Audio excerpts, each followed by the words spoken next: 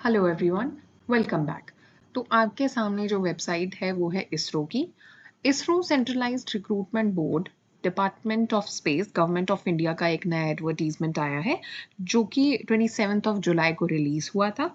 अब इस particular advertisement में क्या क्या पोस्ट हैं उसका हम डिस्कस करेंगे इस पर्टिकुलर एडवर्टीजमेंट को लेके। तो सबसे पहले मैं आपको बताऊंगी कि आपको वो एडवर्टीजमेंट मिलेगा कहाँ। तो ये जो ऑफिशियल वेबसाइट है इसका लिंक मैं डिस्क्रिप्शन में मेंशन कर दूंगी, कमेंट बॉक्स में मेंशन कर दूंगी, तो आप वहाँ से जाके इसको खोल सकते हैं।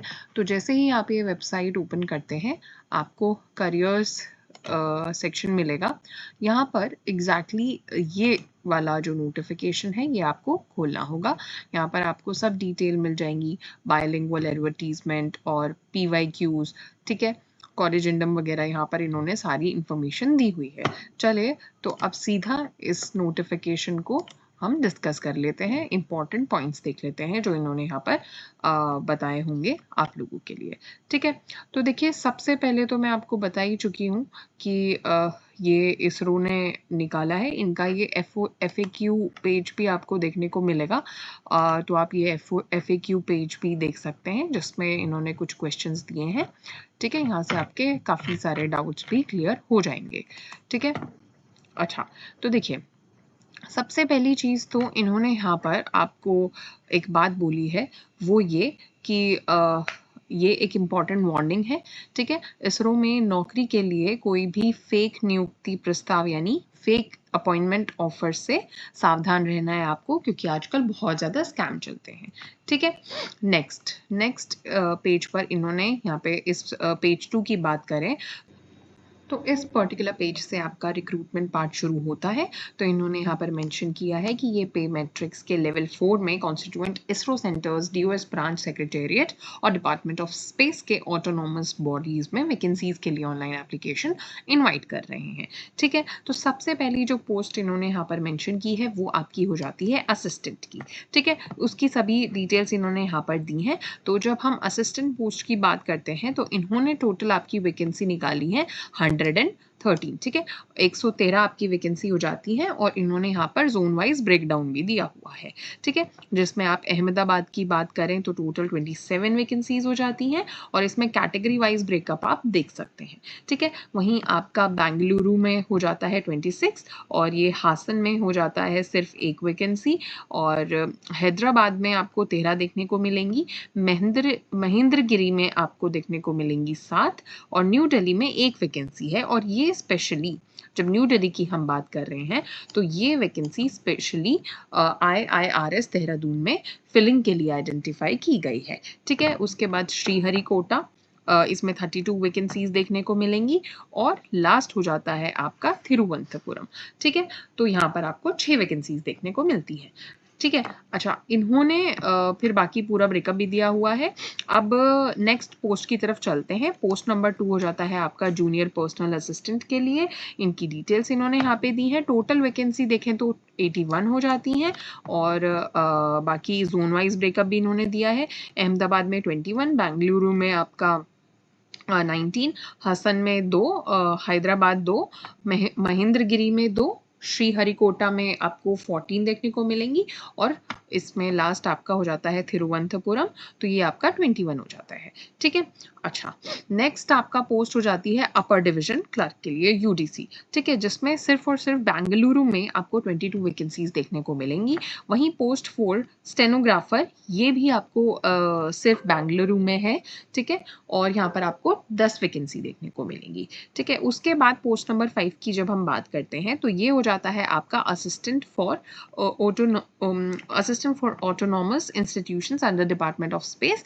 यहाँ आपको टोटल 17 वैकेंसीज देखने को मिलेंगी। अहमदाबाद में 11, श्रीहरिकोटा में 3। ठीक है, और ये आपका NARL गडंकी में फिलिंग के लिए आइडेंटिफाई की गई है। तिरुवनंतपुरम में वहीं आपको 3 देखने को मिलेंगी। पोस्ट नंबर 6 की जब हम बात करते हैं तो ये हो जाता है आपका junior personal assistant JPA for autonomous institutions. ये सिर्फ और सिर्फ एक वैकेंसी है आपकी हैदराबाद के लिए। ठीक है, सॉरी, अहमदाबाद के लिए। ठीक है, नेक्स्ट इन्होंने यहाँ पर मेंशन किया है इन्होंने एक्सप्लेन किया है कि unreserved OBC SC ST EWS PWD के फुल फॉर्म्स वगैरह, ठीक है। और इन्होंने यहाँ पर आपका एक इम्पॉर्टेंट नोट भी दिया हुआ है, ठीक है, जिसमें बताया है कि पीडब्ल्यूडी कैटेगरीज के कैंडिडेट्स को कंसिडर किया जाएगा, ठीक है। कैसे इन्होंने आइडेंटिफाई किया है उनको अलग अलग कैटेगरी में, A B C D E ये करके इन्होंने यहाँ पे बताया हुआ है, ठीक है। नेक्स्ट इन्होंने एजुकेशनल क्वालिफिकेशन की डिटेल दी हुई है। जब आप असिस्टेंट पोस्ट की बात करते हैं और अपर डिवीजन क्लर्क की बात करते हैं, यानी पोस्ट 1, 3 एंड 5 की जब बात करते हैं, तो उसमें आपको रिक्वायर्ड है ग्रेजुएशन विद मिनिमम 60% मार्क्स, ठीक है, या फिर आपको 6.32 CGPA 10 पॉइंट स्केल पे किसी भी रिकॉग्नाइज्ड यूनिवर्सिटी से चाहिए होगा। ग्रेजुएशन यूनिवर्सिटी की प्रेस्क्राइब ड्यूरेशन में कंप्लीट होना चाहिए। कंप्यूटर प्रोफिशिएंसी मैंडेटरी है इसके लिए, ठीक है। ये इन्होंने यहाँ पर और नहीं लिखा है, एंड लिखा है, तो इसलिए ये भी आपका मैंडेटरी हो जाता है, ठीक है। वहीं आपका जूनियर पर्सनल असिस्टेंट और स्टेनोग्राफर यानी पोस्ट नंबर 2, 4 और 6 के लिए आपका ग्रेजुएशन क्राइटेरिया तो सेम रहेगा, 60% या फिर 6.32 GPA CGPA, या फिर diploma in commercial secretarial practice with same percentage, ठीक है। स्टेनोटाइपिस्ट या फिर स्टेनोग्राफर के रूप में 1 साल का एक्सपीरियंस चाहिए होगा, ठीक है, ये इन्होंने यहाँ पर मेंशन किया है। साथ ही साथ आपको इंग्लिश स्टेनोग्राफी में मिनिमम 60 वर्ड्स पर मिनट स्पीड होना चाहिए और कंप्यूटर प्रोफिशिएंसी भी ज़रूरी हो जाता है। तो ये आपको ध्यान में देना चाहिए कि ये एंड मेंशन करते हैं या फिर और मेंशन करते हैं, राइट। तो इन्होंने एंड लिखा है तो मतलब ये मैंडेटरी हो जाता है, राइट। अच्छा देखिए, इन्होंने यहाँ पर बताया है कि CGPA या फिर परसेंटेज कन्वर्जन के टेक्निकल रूल्स हैं। अगर यूनिवर्सिटी डिग्री सर्टिफिकेट में दोनों मेंशन है तो कम से कम एक क्राइटेरिया या तो CGPA या परसेंटेज मैच करना चाहिए। और एक इम्पॉर्टेंट रेस्ट्रिक्शन इन्होंने बोला है, CGPA को परसेंटेज में कन्वर्ट करके एलिजिबिलिटी नहीं डिसाइड की जा सकती, चाहे यूनिवर्सिटी कोई भी हो, कोई भी कन्वर्जन फॉर्मूला देती हो, ठीक है, समझ गए। चलिए नेक्स्ट इन्होंने यहाँ पर बात की है ड्यूअल या फिर इंटीग्रेटेड डिग्री प्रोग्राम के लिए कुछ रूल्स की, ठीक है। अगर ग्रेजुएशन और पोस्ट ग्रेजुएशन का CGPA या परसेंटेज अलग अलग मेंशन है तो ग्रेजुएशन लेवल वाला ही कंसिडर होगा आपकी एलिजिबिलिटी के लिए, ये पॉइंट इन्होंने यहाँ पर मेंशन किया है। बाकी ये पॉइंट आप पढ़ सकते हैं, ठीक है। अब बात कर लेते हैं एज लिमिट की। तो इन्होंने यहाँ पर एज लिमिट दी है जो कि कैलकुलेट की जाएगी 16 अगस्त 2026 को, ठीक है। तो जनरल EWS कैटेगरी के लिए 28 साल हो जाती है, OBC के लिए 31 और वहीं SC/ST के लिए देखने को मिलेगी 33, ठीक है। तो सर्विंग गवर्नमेंट एम्प्लॉयज या फिर ex serviceman, PWD candidates, meritorious sports persons और विडोज, डिवोर्स्ड वुमेन और जुडिशरी सेपरेटेड वुमेन जो कि रीमैरिड नहीं हुई हैं, इन सभी को age relaxation government of India के रूल्स के हिसाब से देखने को मिलेगा, ठीक है, समझ गए। इन्होंने यहाँ पर डेट भी मेंशन की हुई है। यहाँ पर फिर इन्होंने PWD सर्टिफिकेट का रिक्वायरमेंट डिटेल में दिया है।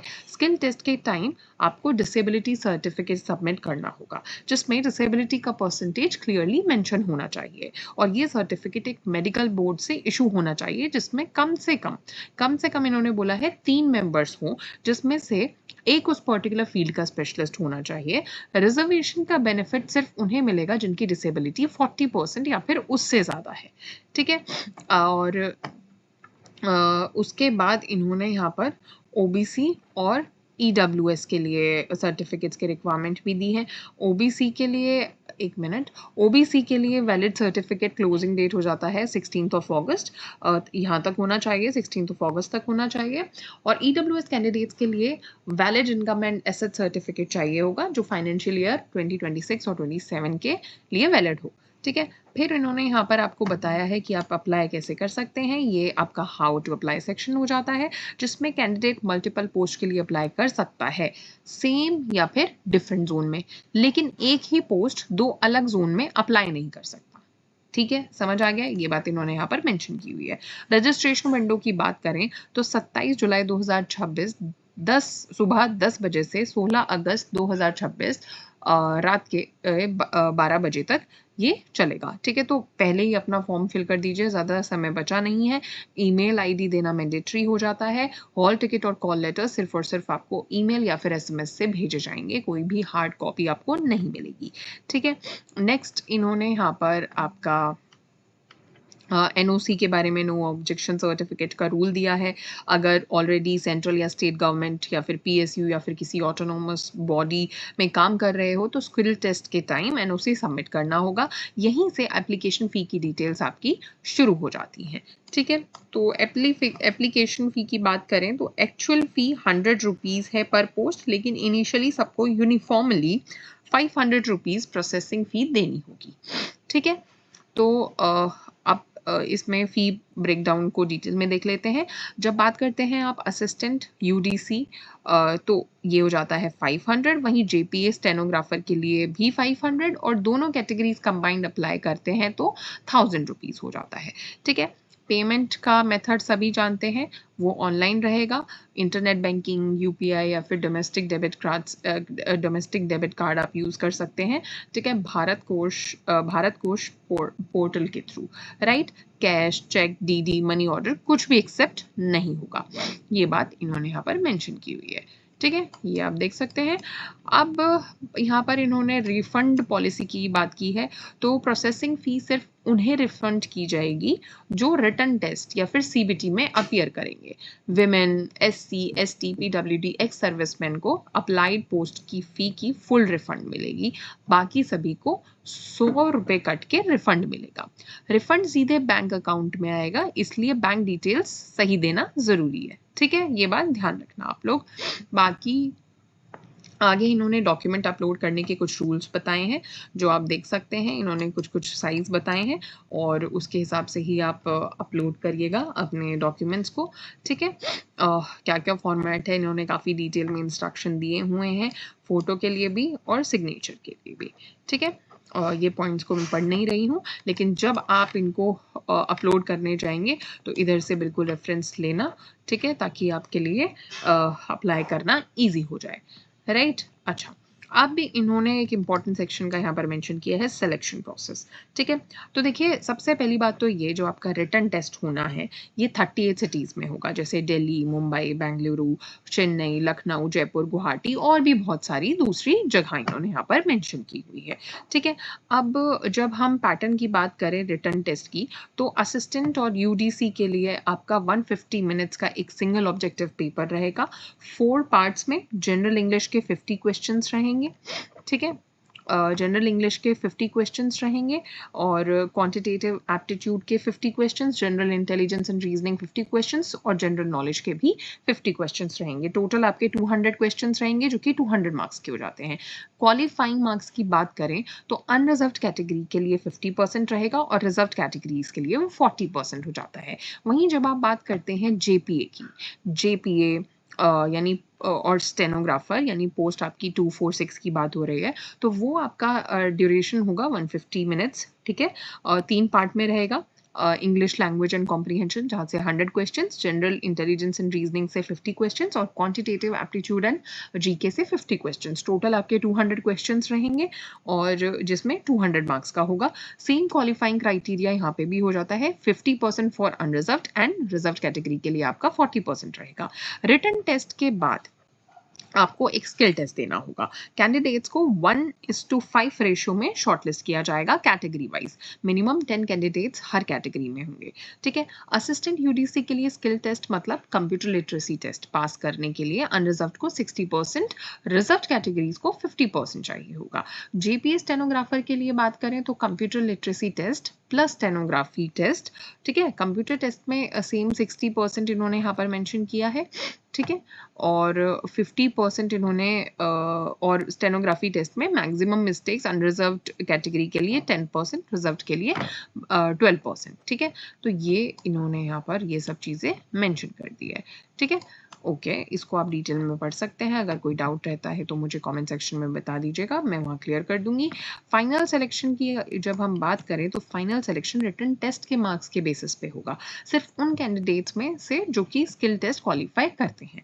अगर रिटन टेस्ट में टाई हो जाती है तो टाई ब्रेकर होगा जनरल इंटेलिजेंस और रीजनिंग के मार्क्स से, फिर डेट ऑफ बर्थ से होगा। ठीक है, तो इस तरीके से एज वाले को प्रायोरिटी दी जाएगी। ठीक है, ये इन्होंने यहाँ पर बता दिया है।